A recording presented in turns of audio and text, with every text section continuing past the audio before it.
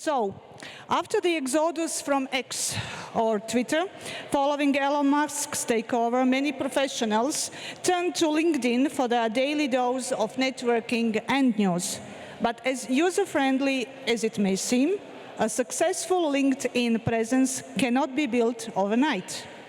It requires good content, but also effort, dedication, and wisdom, as algorithms, as we all know, work in mysterious ways. Our trainer, Liora Kern, will share 11 steps to become a go-to person in your field on LinkedIn. Liora is a strategic communication expert who led the digital communication for former Commission President Jean-Claude Juncker's campaign. She is now the CEO of ThinkRoom, a strategic communications consultancy that helps organizations and individuals find their unique DNA and authentic voice in a world run by algorithms. Please welcome our next speaker. The floor is yours.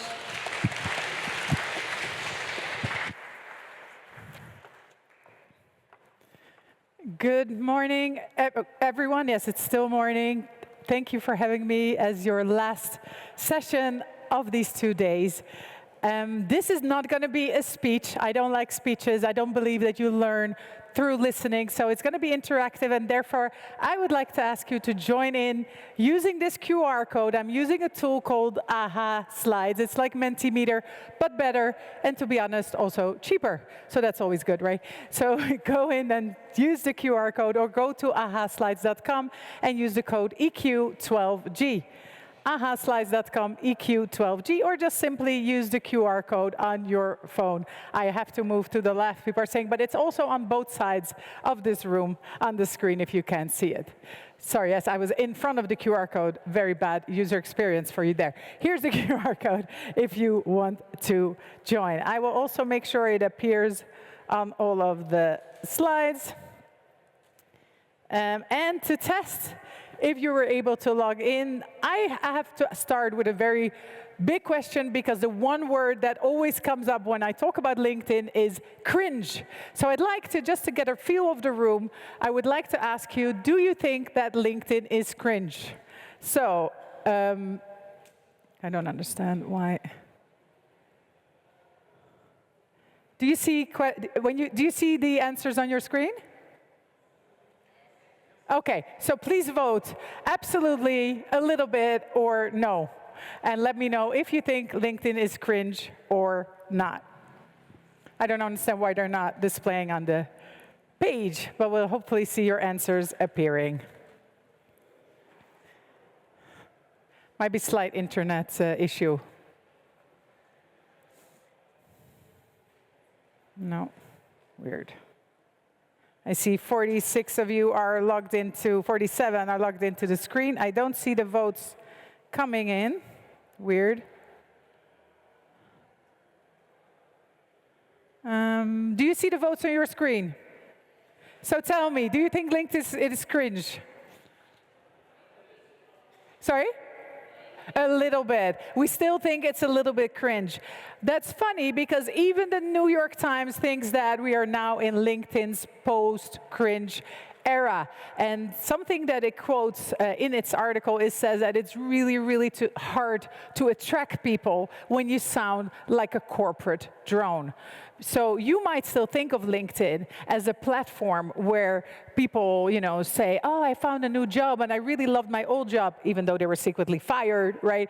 And you might still think of a place where you just talk about the fact that you're looking for jobs and it's all reposting your organization. But in the meantime, LinkedIn has reformed to a really fun, professional channel. And so we have entered the post-cringe stage of LinkedIn. How fun. So again, I cannot see, so I'm going to need your help. But which of these social media platforms do you use the most? Is it, and I'm going by memory here, TikTok, Facebook, Instagram, LinkedIn, and there's another one. Please vote and let me know which ones of these social media platforms you use the most. I think I have an internet connection problem.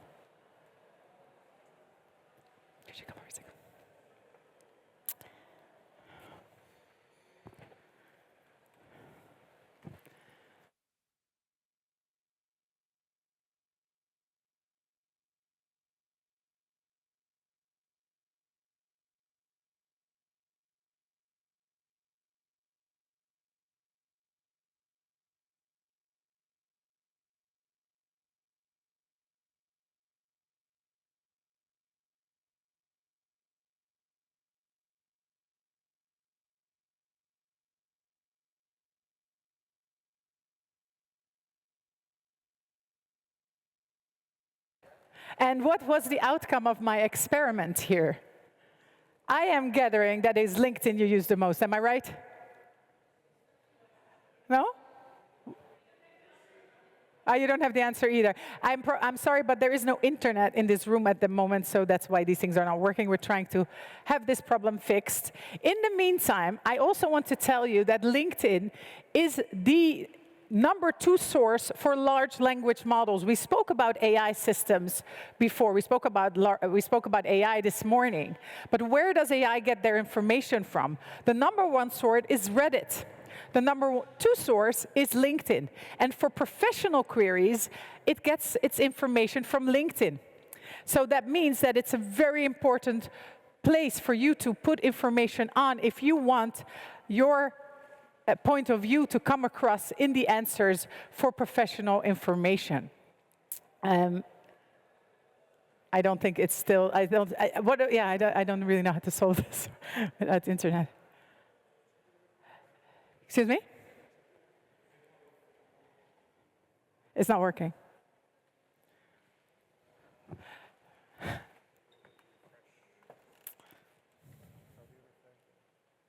Yeah, we can go ahead.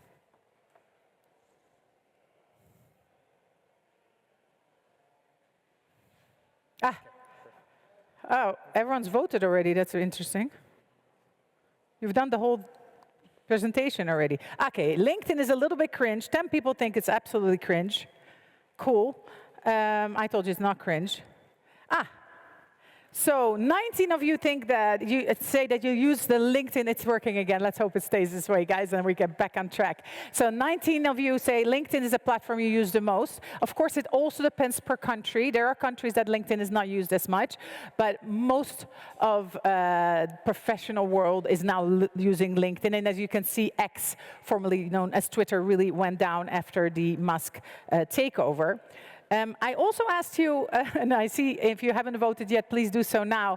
How often are you on LinkedIn? Are you there every year, every quarter, every month, every week, every day, or even multiple times a day? That's not talking about what you do on LinkedIn, if you're just there to absorb information, or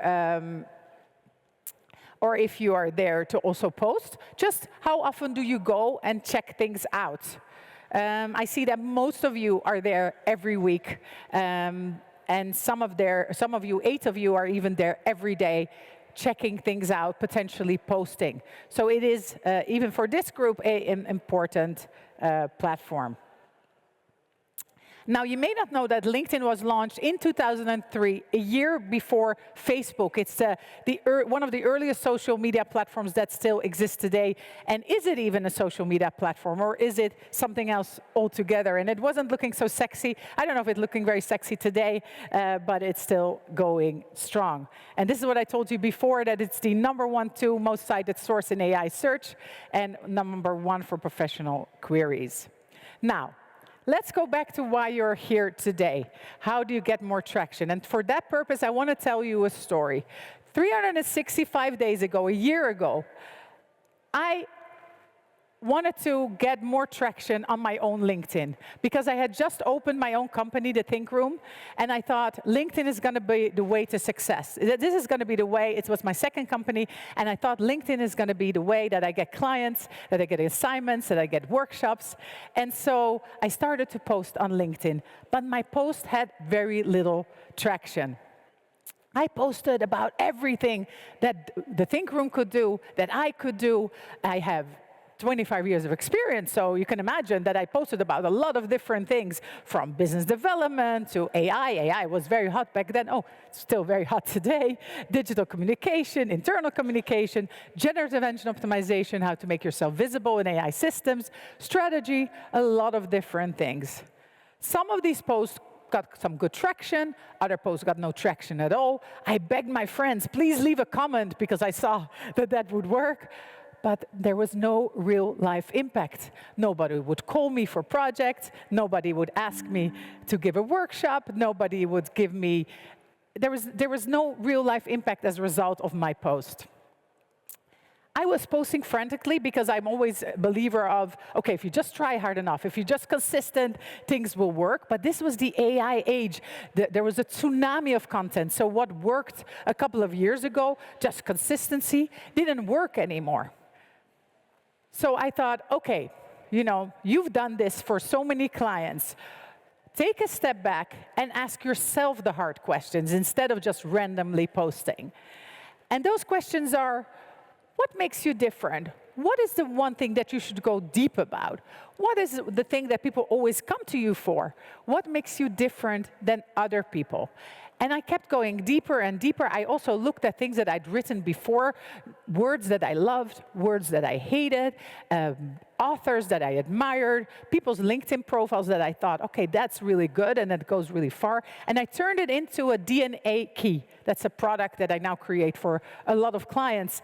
And it's like a 40-page document. But the main thing was that it made me realize what it is that I want to bring to LinkedIn and what my mission was. And my mission is to help people see what makes them fantastic, what makes them unique. Each and every one of you in this room is unique, right? You might not always see it, you might not always feel it, you might be insecure, you might not know what you want to post about on LinkedIn, but you're all different. So if you use AI, you're just going to sound like everybody else, unless you do a couple of other things first. So I wanted to find out what makes people and organizations different and then help express that in a way that only they can, so that they stay visible, credible, and human in an age of algorithms. And from then on, LinkedIn became so easy. So what changed? In essence, 3 things. First of all, it became clear what I was adding to the linkosphere. I found my niche. You will hear a lot about that if you're trying to get better at LinkedIn. Secondly, I started to tell a coherent story all throughout my LinkedIn profile, from my banner to my headline to my about section, my profile post. More about that in a second. And I started to create repeated, valuable content that people could use. Because what has really changed about LinkedIn is that it doesn't matter anymore how many followers you have. What matters is if LinkedIn and people consider you a topical expert in your field. So that's what you need to bring across. And if you talk about absolutely everything that you know, and I know all of you have such a broad expertise, then it's very difficult for LinkedIn to do that. So that's good news if you're a starting account. If you have a couple of hundred or a couple of thousand people on LinkedIn, it doesn't matter. Your post can get more traction than someone with 20, 30, 40,000 followers. Because LinkedIn is constantly profiling us, deciding where it should place us, whom it should show us to. So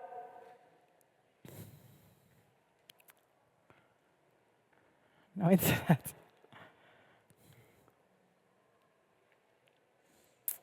I can continue talking if you don't need the slides, because I know this stuff by heart. This is my life.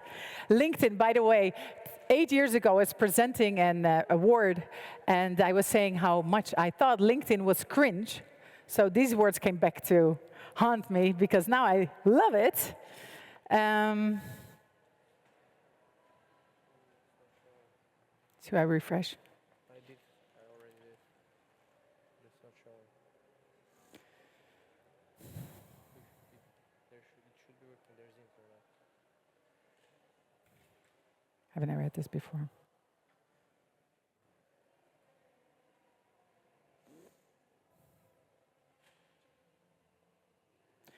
All right, so you need a clear niche.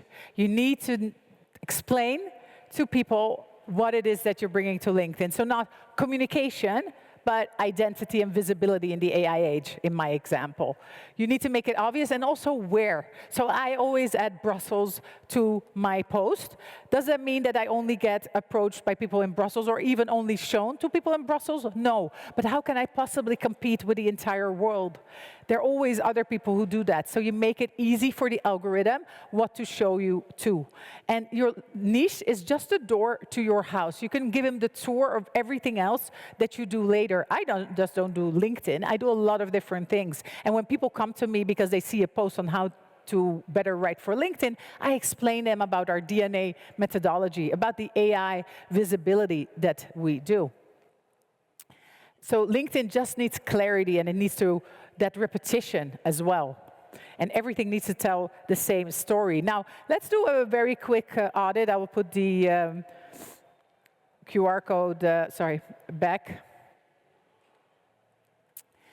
If you think about your LinkedIn at the moment, and I'm assuming you have one, and otherwise the answer will be no, is it clear to about your profile what specifically you focus on, whom you're for, and what value you bring? Yes, no, or partially?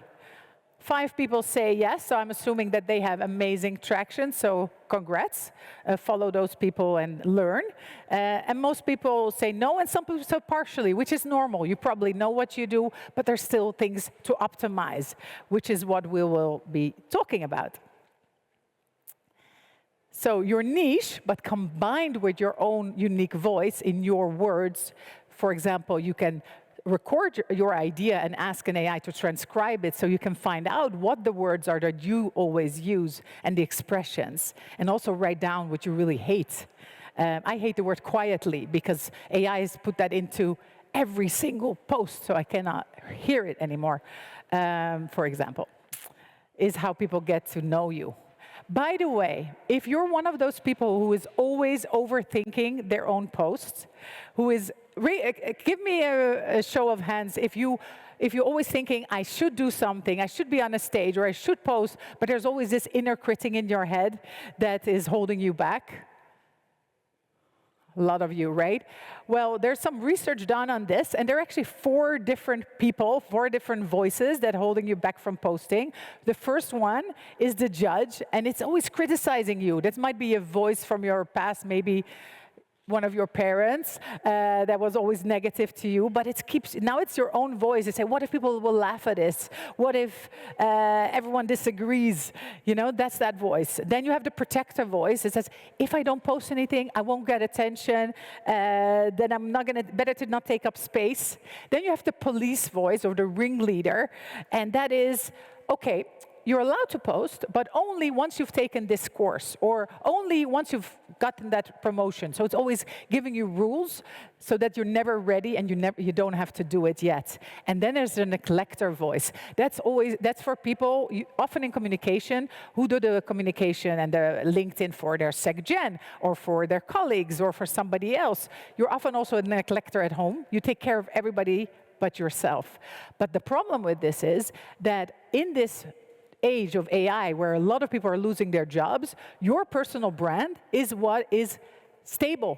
So if you work on your personal brand and your reputation, that is what's going to make it a lot easier for you to find your next job, right? So recruiters, they use AI systems on LinkedIn to find people that they want to approach. If you're just going to send a letter to your next job, you're in there with thousands of people all using AI. The people are flooded. You're not even going to get a reply for the jobs you're applying to. But if you have a strong profile, recruiters actually come to you. I had a person in internal communication who had no experience, and she was not finding a job. We built up her LinkedIn platform, really good, funny content, and then recruiters started approaching her, and she could choose between 2 jobs purely because of her LinkedIn profile. So don't let your inner voices stop you from posting. Just start posting. What's the worst thing that can happen? Nobody responds. So what?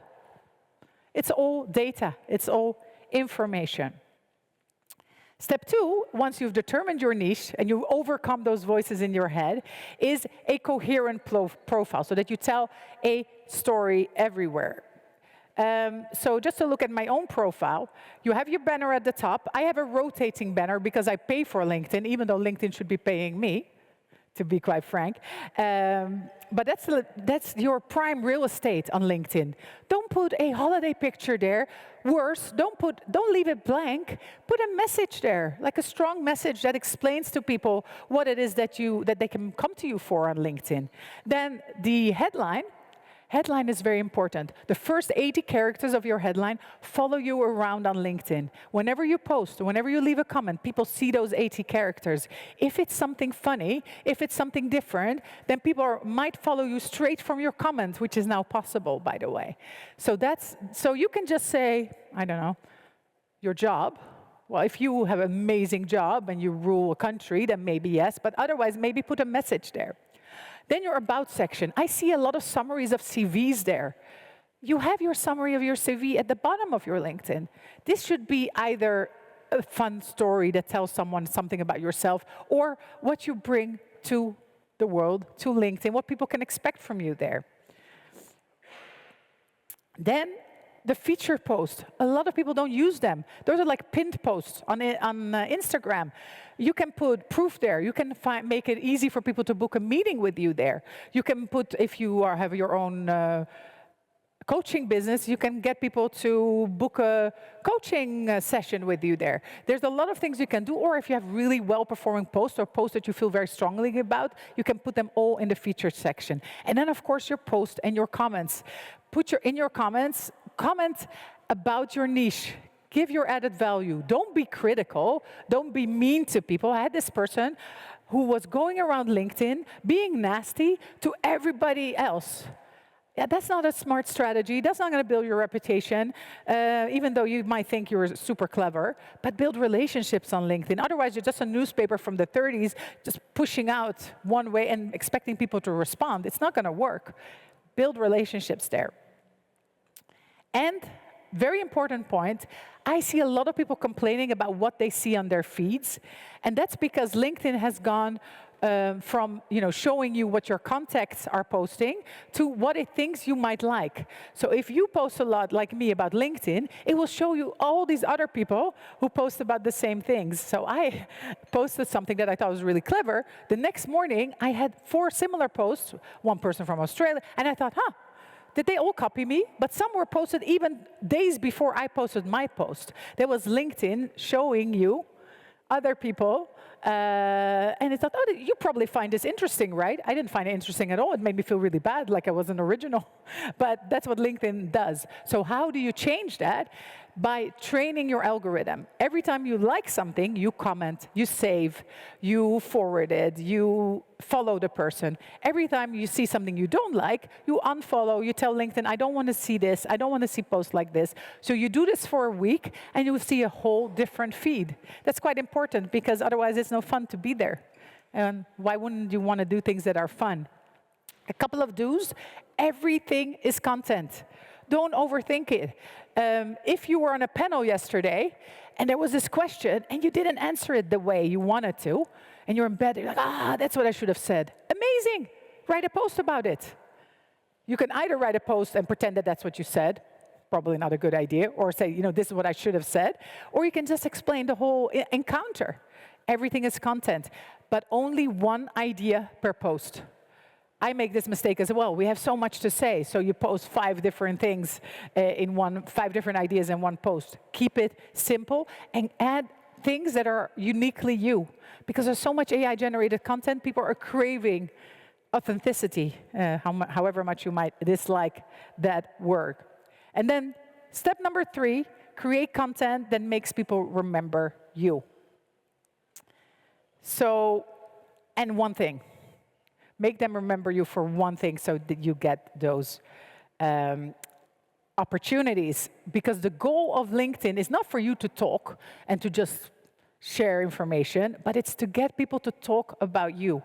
I know for a fact that whenever the topic of LinkedIn comes up in Brussels, the people says, you need to talk to Liora. She can give you, she can create content for you. She can do a workshop for you. And I know also that when that topic comes up on LinkedIn, that people tag me, right? So you want to make sure that you're so closely associated with a topic that people start contacting you, tagging you, approaching you around it. Now, what type of content should you create? And that's actually quite important, because I get a lot of pushback on this, and people say, well, I optimize my whole profile, but then what kind of posts go viral? It's the light, funny post that get a lot of impressions, a lot of likes, but it's not the deep frameworks that I worked so hard on. True. But 60% of the time, you should create save-worthy content. And 40% the light human content, because the fun posts get you likes and impressions and followers, which is very important because you want to grow your presence. But it's the valuable posts, your frameworks, where you explain things to people, where you are super generous about the things that only you know, and you shouldn't be afraid that other people might steal it, because nobody can steal your unique expertise. And that's going to lead to real-life results. So you really need a combination of the two. And that's what I do. My top-performing posts with 200,000 impressions, and that got me, I don't know, 200 followers in one go, are the funny posts about LinkedIn, for example. But then the posts that got me multiple new clients in one go were the really valuable infographics with very dense information. Also, a trick, I don't do it very often because every day I have so many ideas in my mind and I want to post new things, but you can look at your analytics and repost your best post with a new hook, for example, or a new visual, if you like. This was a carousel about 9 things I love about working in the Brussels bubble. The original had 22,000 impressions. I reposted it half a year later. It was evergreen content, and it got almost 40,000 impressions. So it's the exact same carousel, and even the same people commented on it again. They didn't even realize they'd seen it before, because people, they don't. So, you can reach a lot of people. You don't always have to come up with new things. You just have to stay within your lane and do similar things, sometimes in different formats, and see what works. Now, one very good way to do it, who finds it difficult to come up with ideas about what to post? Just a raise of hands. Most people, yeah, it's quite difficult. It's just to look at your past week and think, what did someone ask me, and how did I answer this? Can I extrapolate this and put this on LinkedIn? What is, and I think that's a big one, what do you always notice that other people miss? Where do you have a unique view on things? That's super interesting. What lesson that you've learned the hard way could help someone? And then, how often should you post? I post every day, but it's actually not the best thing for the algorithm right now, because it kind of impacts your next post. So 3 to 4 times a week, if you can manage it, if you have something to say, don't post for the sake of posting, of course, is a good rhythm at the moment. There are different theories about it. It's always best to look, for your audience, look at your own statistics. And what is very important is to warm up the feed. So if you have a post and you want to post it between 9 and 11 or in the morning is a good time in most cases, that you start commenting on other people's posts, start DMing them, sending them direct messages, then post your own post, and then afterwards,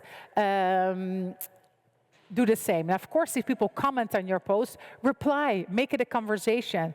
The thing that works the best is conversations around your post. This is a funny thing that I'm trying for the first time. It might be a little bit difficult to see on your phone. That's why you can see it here. But you can pin your favorite type of content on LinkedIn. So is it carousels, infographics, selfie posts, transformations, jobs changes, lessons learned, behind the scenes, industry insights, client wins, or ask and conversations? You can just pin whatever you like the most. And I appreciate you might just want to see a mix, but if you have to choose. I see different pins. It works. I'm glad. Internet's still holding up. Getting a little...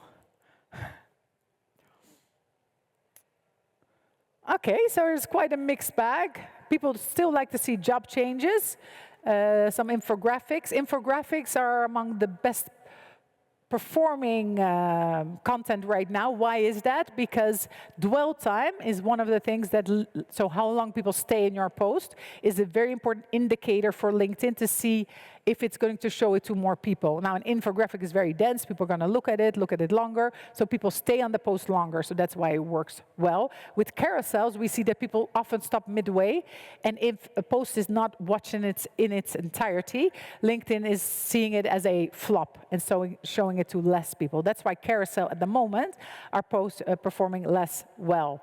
I see a lot of behind the scenes. People like to see that, again, human content, what's happening in this organization. And some industry insights. Very interesting. Lots of things you can do on LinkedIn. Saving, what makes content save-worthy? Again, if you create content that's save-worthy, that means that people are going to remember you. It means that they find your content interesting enough to save for later, which is actually, you should keep in mind when you create content. It's not about what you want to say, but how it's going to help somebody else. And of course, it's thinking about what will help my ideal audience. What are pain points you can solve for them? What are frameworks that you always use that you can share? What are your secrets? Share them. Might sound counterintuitive. And then, try to maybe choose one color. It could be the color of your organization, but you can also choose a personal framework. Your language, your stories, and your frameworks. Don't be afraid to show personality. You're not a corporate clone. Please be human about it. And stop reposting your organization. Why? Because first of all, it doesn't do anything for anybody, not for your organization and not for yourself. Actually, it might impact the success of your next post. It looks like it. And also, repost get barely any impressions. If you look at your impressions, it won't do much for anybody. I had a post that was reposted, 60 times, and it had fewer impressions than another post that had 3 reposts, but had a lot of conversation around it. What happens with reposts is they just sit on somebody else's wall, but nobody sees it. LinkedIn doesn't show your repost to anybody. If you want to help your organization, comment on the post, save the post, forward it to someone who you think should see it. Tag that person. That's what's going to help. Stop reposting your organization and start expressing your own point of view. Build your own personal brand. And have some fun with it. I created the LinkedIn board game. Why not? You can do something similar in your space. As my previous speaker said, with AI, you can create so many fun things. The only limitation is your own imagination. And I'm sure you can think of lots of cool things to do. And then use your DNA, what you stand for, how you communicate, who you want in the room, and proof points. Why should people trust you? Explain that as well. What is a very good way to avoid sounding like an AI bot, a corporate clone, a press release, is to write to a person. I always start my post with, "Dear Anna," and then I write, "Love, Liora." Now, I remove this before I post, but it makes the whole post flow differently. "Dear Anna, it just hit me. This is why people are scared to post on LinkedIn." Sounds very different than 20 reasons why people are afraid to post on LinkedIn. Because right? That's because this was good. I used to post like this, but now with AI, it all sounds like this. So make it feel like you're speaking to an actual person, and then also think about that actual person. I always think about Anna. I think Anna has to like my post, or else there's no point. If you can just write maybe in a few words, what would make you follow something on LinkedIn?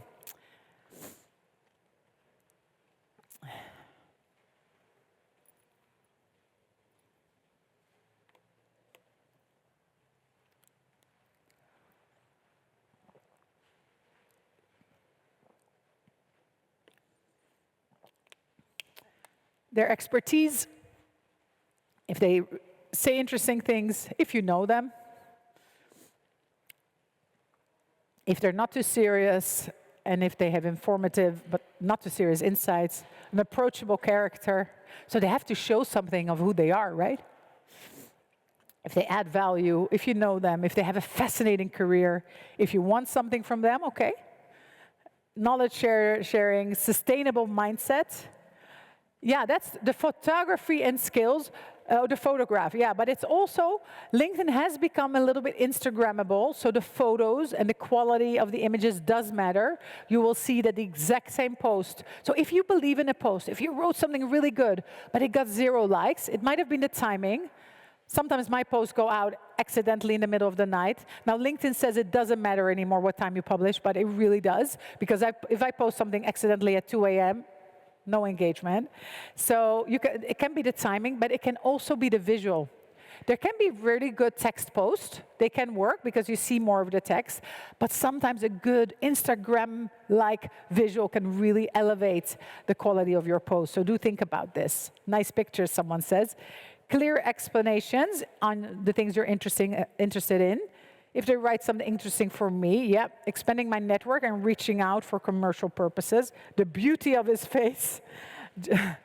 Showing true self and a sense of humor. Relevant content.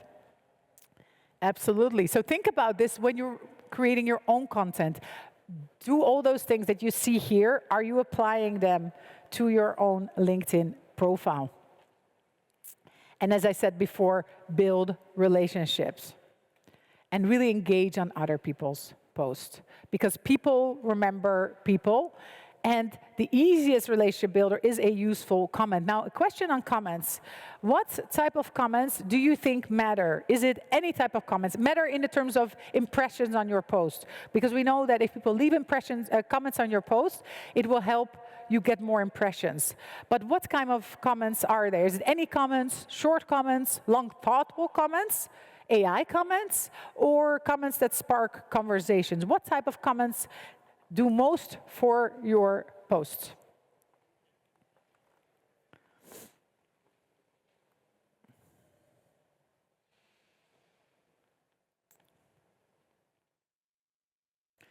So nobody chose AI-generated comments?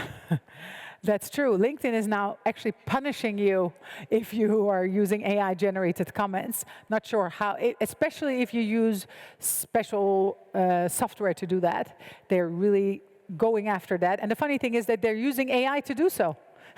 So do we trust their AI to determine if we are human? Interesting.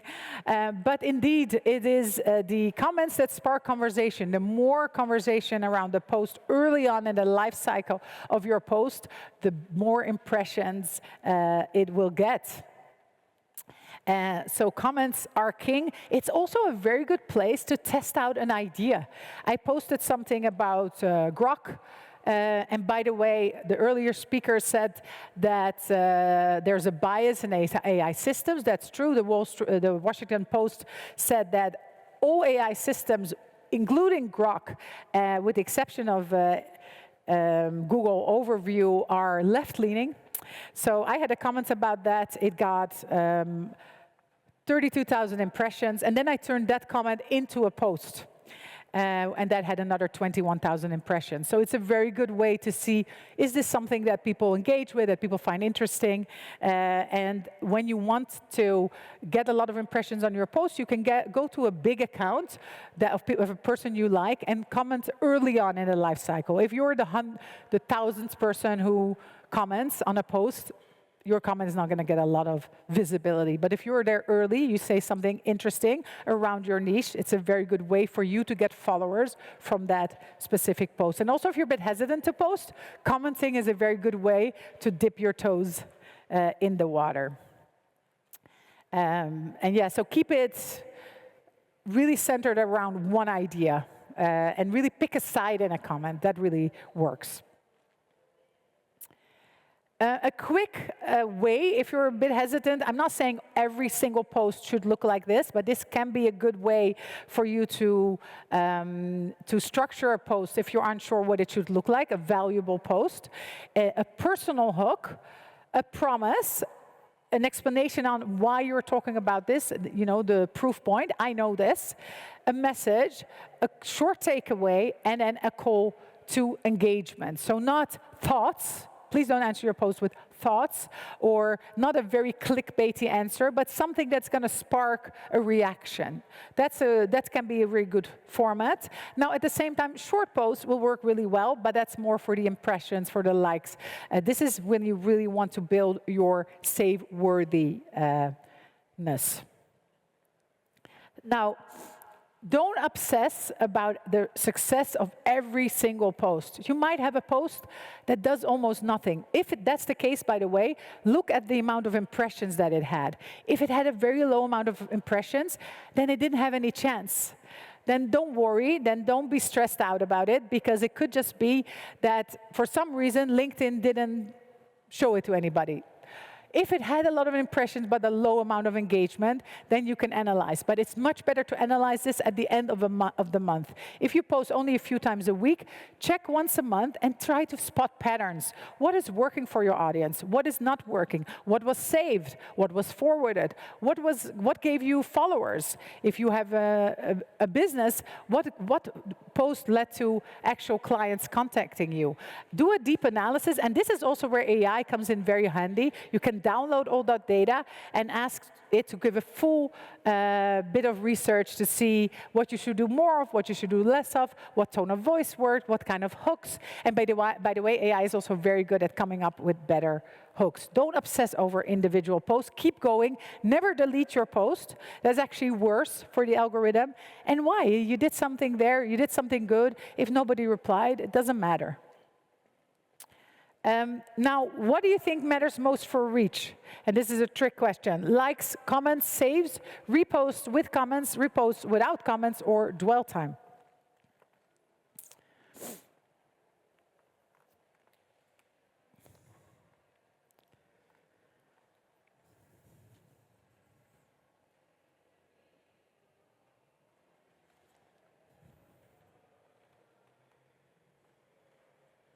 I like the love emoji. So nice.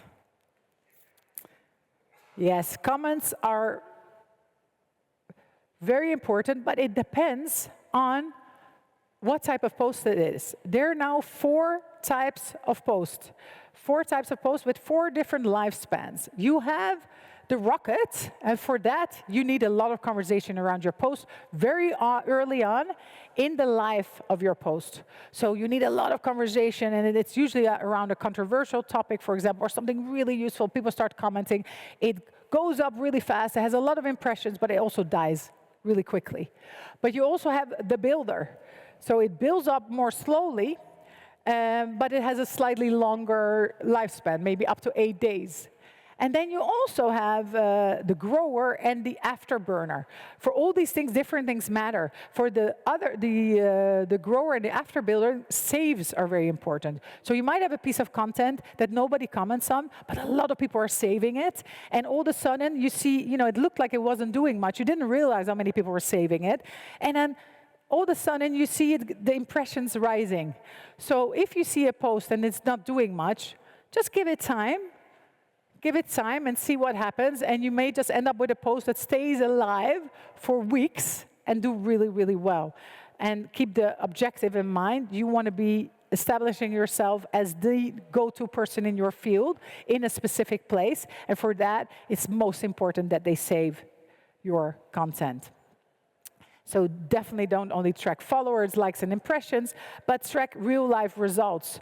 Do you get invited to conferences, to speak for jobs? Do you get job interviews? Once those things start happening, you know that you're on the right track. So what determines if your posts get tractions? Just to get back to the question that I asked you all, positive signals are saves, reposts, if someone sends your post via direct message, dwell time, the more time they spend on it, and if they finish it, that's a completion. And then if people outside your first degree network engage with it. Now, negative signals, I think that should not come as a surprise. If they see your post and just scroll by it, if they don't click on more, if they unfollow you as a result of that post, and if your post was hidden or reported, yeah, not a very good thing. So These are my posts of the last year, and they were saved 6,000 times. And I think that is a major reason why I get contacted for new opportunities all the time. So this is now my #1 goal for my team, to create save-worthy content. Now, I want to spend a little bit of time on your hook, your opening of your post. I think you should spend 20% of your time on a post. It should be a good post, should add value, but 80% of the time on the first line or lines. It's the most important part. This is Ruben Hassid. He has 776,000 followers, and he says, I have this amount of followers because of my hooks. And he gives hook techniques, and he says that AI can help with that. He's an AI specialist. Now, I have a question for you. Which of these 4 hooks that I found on LinkedIn would you click on? 1, yesterday I had the pleasure of attending a conference, opening of a post. 2, our latest newsletter is out and I'm excited to share it. 3, our new website is officially live. Or 4, when you have a moment, take a listen to our SecGen's current thoughts.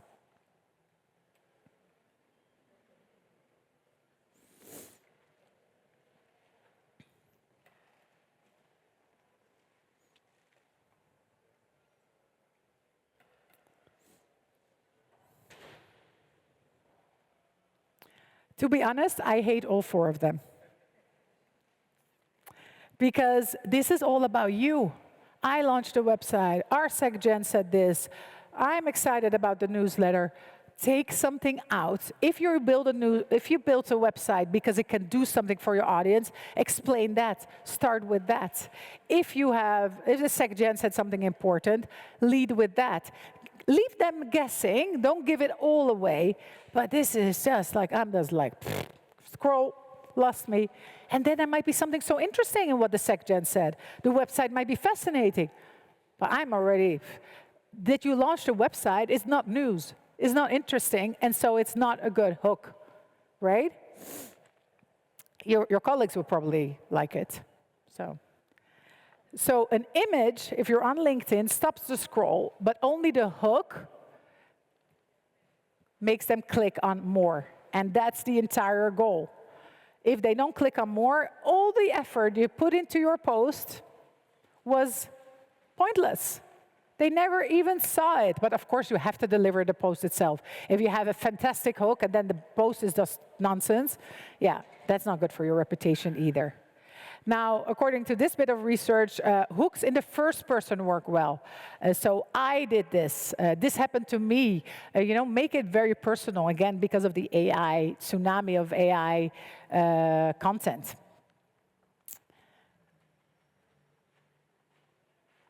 Pick one that sounds like you. So this brings me to the recap, and I still have a couple of things. If you want to use LinkedIn as a positioning system, you need to define your DNA, decide what your niche is. You need to adapt your profile, everything from your banner to your headline to your actual comments and posts. You need to create things that people want to save. You need to be consistent and keep a rhythm that you can keep. So don't start with posting 5 times a week to only go back to once a week. That's better to build it up gradually. Mix deep and light content, make it recognizably yours, build relationships, and review your analytics, not every post, but weekly, daily, weekly or monthly or quarterly, depending on how much you post, and create good hooks and visuals. This system has helped me grow my own followers from 3,500 to today 11,000. If you want to follow me, I appreciate it. And more importantly, a very fast-growing business. The Think Room has been a success, and I credit LinkedIn for it completely, and a growing team as well. So Your task today, from today, is to be very specific around your niche, align your entire profile, and review what works and do more of it. One other thing that I think is very helpful, and what I do, I have this all year long, but you can do it especially at events like this, is to turn your LinkedIn phone, to use your phone screensaver as your LinkedIn QR code. By the way, if you click this, then you can connect with me as well. But my point is more that if you turn your LinkedIn screensaver as your QR code, you can quickly connect with everybody that you meet at this conference, and be connected with them. So you grow your follower base and your connections quite easily. Now, I want to know what will happen after this session. And to do that, I will click on this spinner. Oh, wait.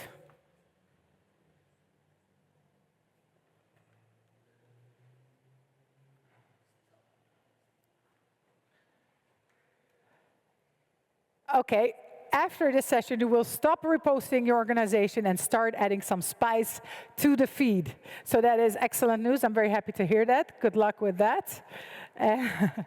And I'm open for questions. Thank you.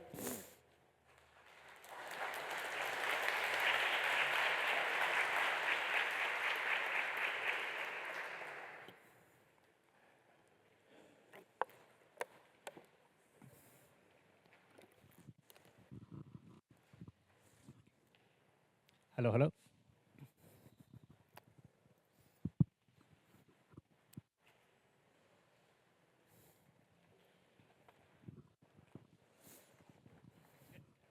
Can you hear me?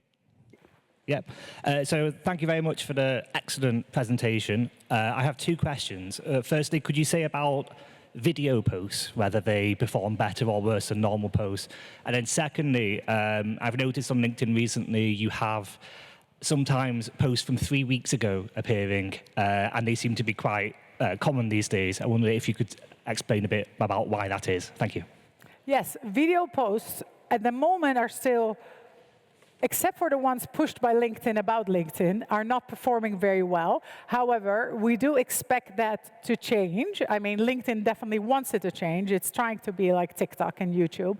So I am experimenting with my clients. I am advising people to start putting videos on the feed. Don't expect them to perform super well. Do simple self-recorded videos like I'm sure you're very good at.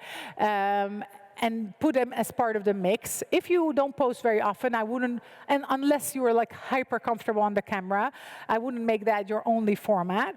But LinkedIn is trying to push us towards a video format, but not an AI-generated video format with hyper professional formatted videos, but really human. You know, I'm here and this is what I'm thinking about, a subject type of video. On your second question, you remember the video that I showed you about the 4 types of posts? The afterburner type of post is the reason that you now see really old posts. That's posts that got traction for some reason. It's not super good always at showing you the right things, because sometimes you see Christmas post in February or Valentine's Day's post in March, and you're like, okay, that should be relatively easy for LinkedIn not to show. But that's because it doesn't look at it from a content perspective. It just looks at the amount of engagement and simple metrics, really. Yeah. Hello. In a way, it's good that posts have a longer lifespan, but it doesn't work flawlessly. Yes? Here. Sorry. Oh, sorry. I just wanted to ask if you had any tips for like the company sites, because now we talked about the personal profiles, and my question would be, is it a smart move to stop posting on company sites, or should you shouldn't repost it from that picked up, so should you just maybe shift that from company sites to like a personal account of a chairwoman or stuff like that, and reuse the content there instead of the company site, or do you have any tips for that? Yeah, it's a very good question. So the company page, as it's called, is very important for 2 reasons. The first reason is that it's the backbone. It's where where people go. Also, when you have new people joining, so you need to have that as a base layer of content. It's also where large language models, where AI systems find information. They find it just as much as on company pages as on personal pages, and that's because those company pages are often posts and articles are often very context rich. I have quite a lot of content on my LinkedIn about how to approach the two. So what I currently recommend is that company page you use for context-rich, very detailed information around your area of expertise. They won't get a lot of traction from human beings because they're not very human, but they are quite, you should give a lot of, so don't talk too much about, we had a company party. No, not that. You can do it if you like, for atmosphere. But it's more about, teaching and very well structured with H1 headlines, like a properly structured articles. A weekly newsletter might be a good idea. So that's one reason. And then, of course, the individuals in your company are going to get more traction from human beings, right? So you kind of need them both. Base layer of content for both for human beings and for large language model, and then the human beings inside your company that you then, of course, can repost on the company account as well. And you should really encourage the members, the people who work at your organization, to comment on the post that you post as an organization. Comment, save, forward, engage with.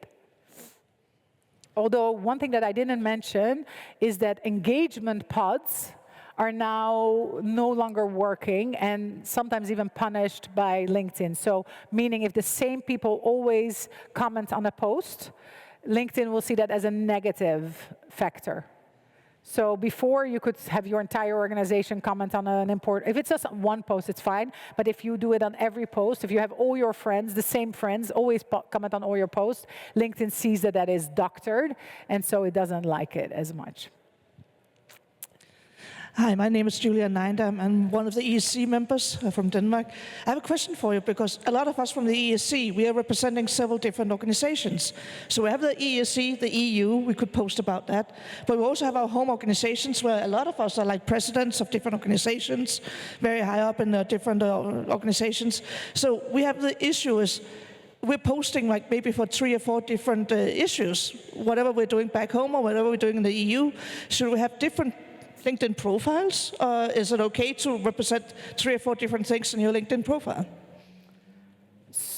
So this is where you need to, where I would advise you to take a step back and think about, okay, what I understand is you have different roles, right? You have and say, okay, yes, I have all these roles, but who am I as a person, and what is it that I want to talk about?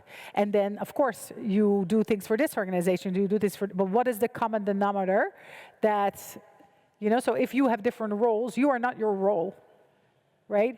So I would not talk about, I did this, and I went there, and I went to a conference, because personally, why is someone interested in the fact that, I know that's a translate. No, I heard a voice. I thought it was voices in my mind. So I would focus on what is the common denominator for you between those roles. What is it that you bring? So, for example, one of my clients is managing different associations. And they're all very different. One is accountants. The next one is dairy. I mean, they're completely different. So instead of her posting about accountants and dairy, and she's posting about the unique qualities she brings to all those organizations, and she's sharing, and she's very human in the way she does it. And now her content has transformed from reposting those organizations to bringing her unique perspective on association management to LinkedIn. That's just an example. So I would really think about what is it that makes you.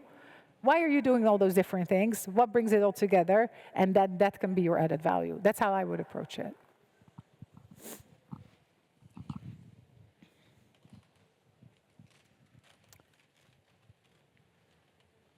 No more questions? Still have 3 minutes. I see one question of the gentleman in green.